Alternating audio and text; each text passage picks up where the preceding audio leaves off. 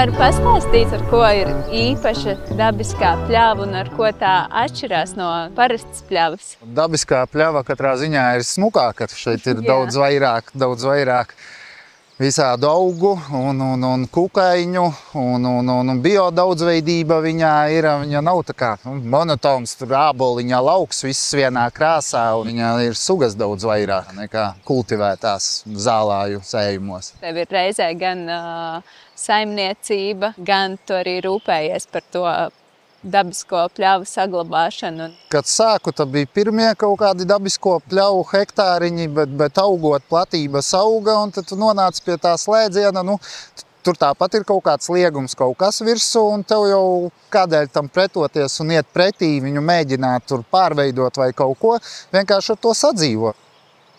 Kā tieši notiek tas process ar lopiem, kuri ganās šajā zālājā, un kā tieši tas uzlabo to pļavas visu ekosistēmu? Lops ir ļoti labs, jo viņš ēd, tas, kas ir svaigs un garšīgs, viņš apēd daļu kaut kādas zālītes, citas dabū izziedēt, pēc tam viņi apēd arī viņas sēklas pārnes uz visurieni.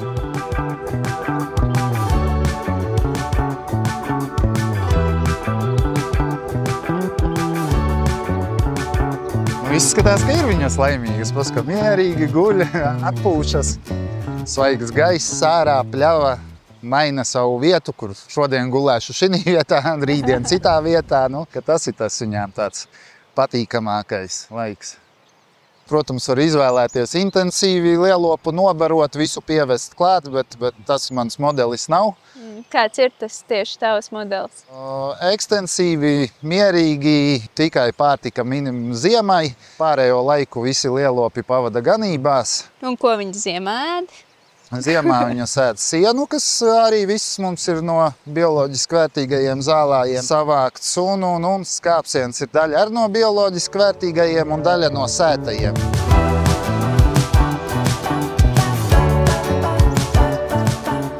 Ar ko ir īpaša gaļa, kas ir augusi šādā veidā?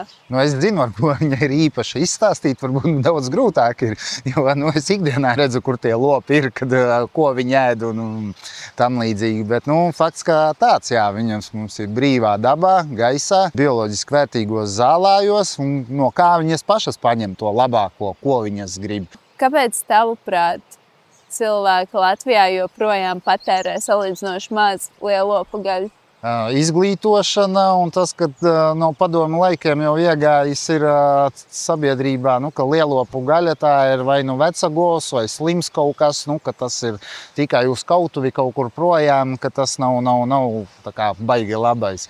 Bet tagad laiki tik ļoti mainījušies, ir mūsdienas pagājušas tam visam uz priekšu. Ko tu teiktu cilvēkiem, kāpēc šī gaļa ir vērtīga un kāpēc viņa būtu jālieto uzturā ikdienā?